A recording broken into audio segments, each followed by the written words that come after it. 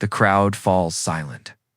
15,000 pairs of eyes focus on a single figure standing over a golf ball. The pressure would crush most adults, but this isn't most adults.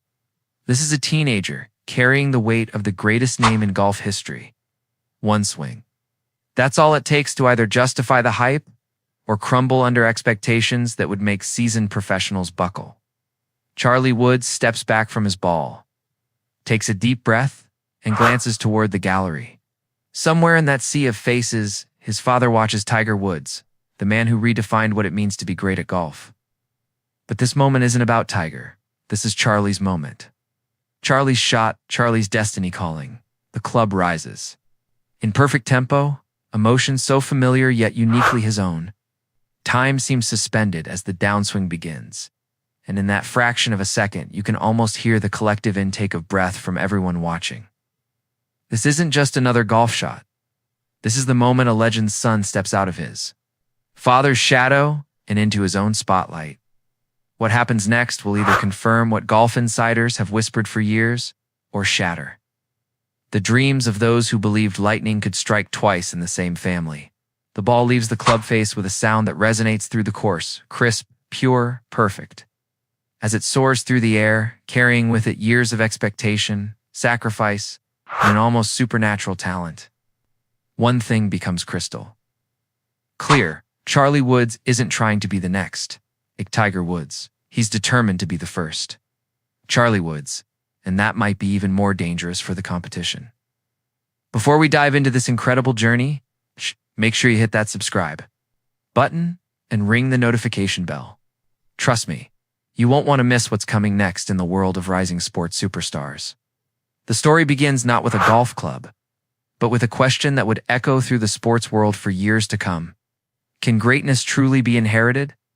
When Charlie Axel Woods entered the world on February 8, 2009, he wasn't just born into privilege, he was born into a legacy that would both elevate and burden him in ways no child should have to navigate. Picture this. While other toddlers are learning to walk steadily, 3-year-old Charlie is already showing a golf swing that makes seasoned instructors do double takes. Home videos from the Woods household reveal something almost unsettling.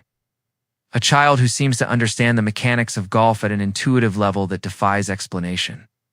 His tiny hands grip the club with purpose. His stance mirrors techniques that take most people years to master. And his follow-through flows with a natural rhythm that suggests this isn't learned behavior. It's encoded in his DNA. But here's where the story gets fascinating and, frankly, a little eerie.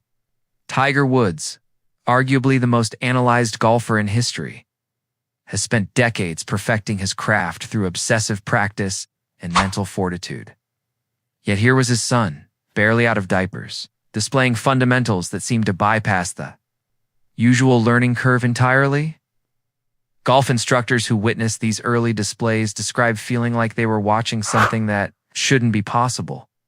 The pressure began immediately, and it came from everywhere. Media outlets started tracking Charlie's development like he was already a professional athlete. Golf forums dissected grainy phone videos of his swings. Betting odds appeared on how many majors he might win before his 18th birthday. Wasn't just unfair, it was unprecedented.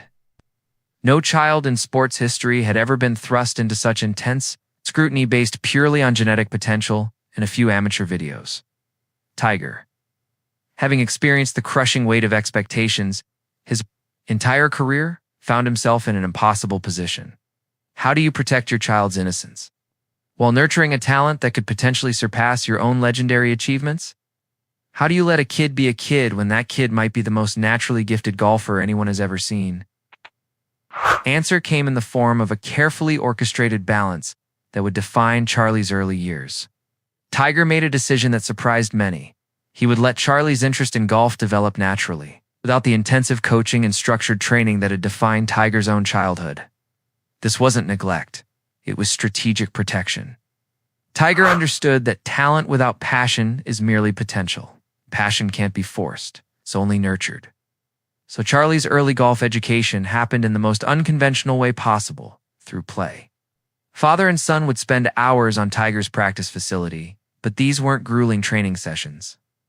They were adventures. Tiger would set up fun challenges, create games that developed Charlie's skills while keeping the experience joyful.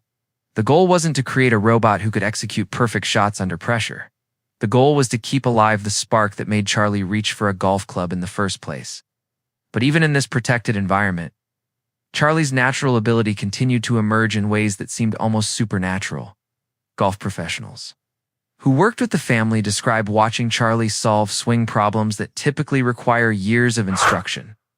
His ability to adjust his technique based on ball flight and course conditions suggested a level of golf intelligence that most players never develop. Even after decades of play, the first public glimpse of Charlie's potential came during the 2020 PNC Championship. When he was just 11 years old, golf fans had heard rumors and seen fleeting social media posts, but nothing had prepared them for what they were about to witness. Paired with his father in a tournament featuring major champions and their children, Charlie wasn't just along for the ride. He was a legitimate contributor to their team's performance. The golf world held its breath as Charlie stepped up too. His first televised shot, here was a child, playing alongside and against some of the greatest golfers in history, showing no signs of intimidation or nerves. His swing, now more developed but still unmistakably natural, produced a shot that would have impressed even if it had come from an adult professional. The commentators struggled to maintain their composure, and viewers at home found themselves witnessing something they instinctively knew was historic. What happened next defied all reasonable expectations. Shot after shot, hole after hole, Charlie played golf that seemed to exist in a different dimension from typical junior golf. His distance control was precise, his course management sophisticated, and his mental composure unshakable. This wasn't a child getting lucky. This was a young athlete operating at a level that suggested the golf world might be looking at something truly extraordinary. The statistics from that tournament tell only part of the story. Accuracy, approach shot precision, and putting stroke all registered at levels that would be respectable for adult amateur players. But the numbers don't capture the most impressive aspect of his performance, the complete absence of pressure or fear. While playing in front of millions of viewers, alongside legends of the game, Charlie looked like he was having the time of his life. Tiger's role during these moments became a masterclass in parental support. He celebrated Charlie's great shots with genuine joy, offered encouragement after difficult holes, and most importantly, maintained the atmosphere of fun that had characterized their private practice sessions. This wasn't Tiger the fierce competitor. This was Tiger the proud father, allowing his son to experience the pure joy of playing great golf. The golf community's reaction was immediate and overwhelming. Social media exploded with clips of Charlie's best shots. Golf analysts began making bold predictions about his future. And suddenly, everyone had an opinion about what this meant for the sport.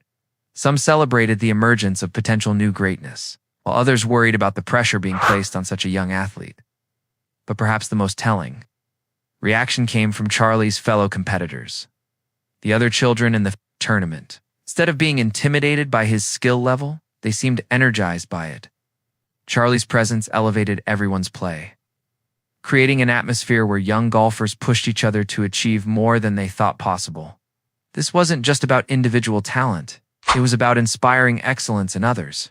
However, with great talent comes great scrutiny, and Charlie's life began to change in ways that no child should have to experience. Every public appearance was analyzed, every swing was scrutinized, and every tournament performance was compared to impossible standards. Golf publications started running feature stories about his development, complete with swing analysis and predictions about his professional prospects. The pressure intensified when Charlie began competing in junior tournaments, where his presence transformed otherwise routine events into media spectacles. Tournament directors had to implement special security measures.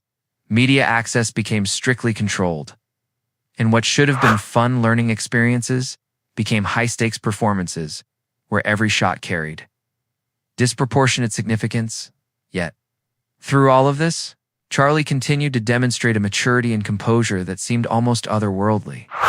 In interviews, he spoke with confidence, but without arrogance, acknowledged his privilege while expressing genuine love for the game, and handled attention with a grace that many adult professionals struggle to maintain. This wasn't just about golf skills. This was about character development under extraordinary circumstances.